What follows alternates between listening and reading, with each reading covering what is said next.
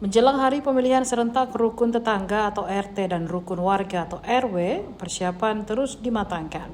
Termasuk di Kelurahan Bangkala, Kecamatan Manggala, Lurah Bangkala M. Dapri Koding, keliling memastikan persiapan seluruh tempat pemungutan suara atau TPS maksimal pada Selasa 2 November 2025. Tribuntimur.com bersama Dapri Koding berkunjung ke TPS 05 Kelurahan Bangkala. Setibanya di lokasi, sekitar 4 orang petugas TPS nampak sibuk mendirikan tenda. Tenda ini disiapkan menjadi lokasi utama pelaksanaan pemungutan suara pemilihan RT dan RW. Sebagian besar lainnya nampak kembali memastikan daftar pemilih tetap atau DPT di sebuah kertas. Kursi juga disiapkan bagi pemilih nantinya ketika menunggu. M. Dapri Koding juga mengenakan pakaian dinas berwarna kaki. Dapri Koding menyebut bahwa ada 115 warga kini sedang bersaing memperebutkan 65 kursi ketua RT, sementara calon ketua RW ada 24 orang untuk 12 RW.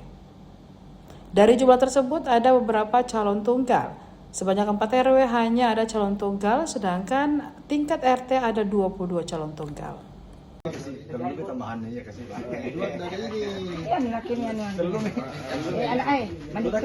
anaknya Bu Alma. DPR untuk hal itu kami sudah berkoordinasi dengan Pak Camat. Pak Camat juga katanya sudah menyampaikan ke DPR.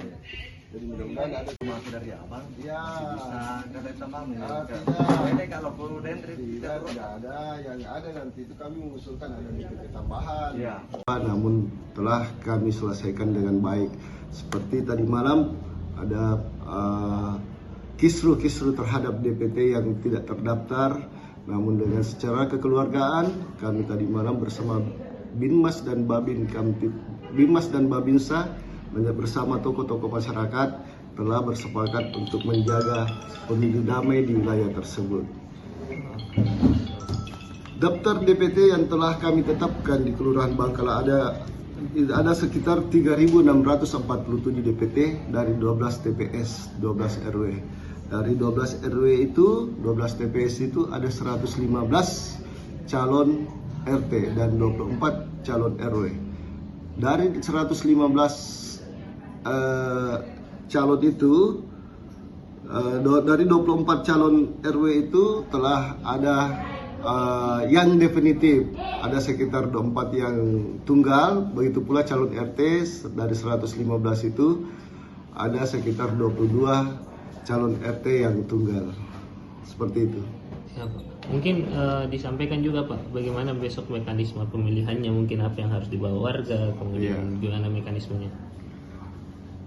Ya, pada saat pencoblosan besok kami tetap berpacu pada juknis yang telah kami terima bahwa setiap pemilih itu berdasarkan KK, satu pemilih, maka mereka wajib memperlihatkan membawa KK yang asli bersama dengan fotokopi KTP. Bagi mereka yang berhalangan hadir karena besok adalah hari kerja, bisa memberikan surat kuasa kepada keluarga yang lain yang terdaftar di dalam kartu keluarga itu. Ya. Surat kuasanya dibawa berarti? Ya, surat kuasanya dibawa.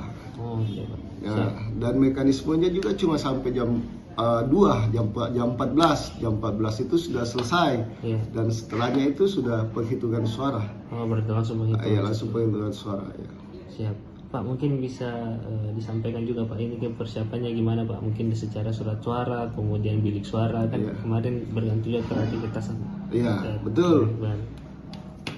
Segala kelengkapan ATK semua hampir sudah tersalurkan dengan baik. Masih ada beberapa TPS yang belum datang mengambil kelengkapan itu, dan kami masih menunggu mereka untuk mengambil kelengkapan, termasuk bilik suara. Kami juga ada sedikit menyiapkan bilik suara bagi yang tidak mempunyai bilik suara itu. Kami fasilitasi dengan karton-karton bekas yang nanti bisa dimodifikasi sehingga mirip betul dengan kotak suara pemilu presiden yang kemarin, seperti itu. Berarti ada bahan yang kita sediakan sisa warga. Ada, saya kebetulan ada yang mensubsidi untuk kotak TPS-nya itu ya. Oh, berarti ada dua aja Pak ya? Iya ada. Iya. Oke.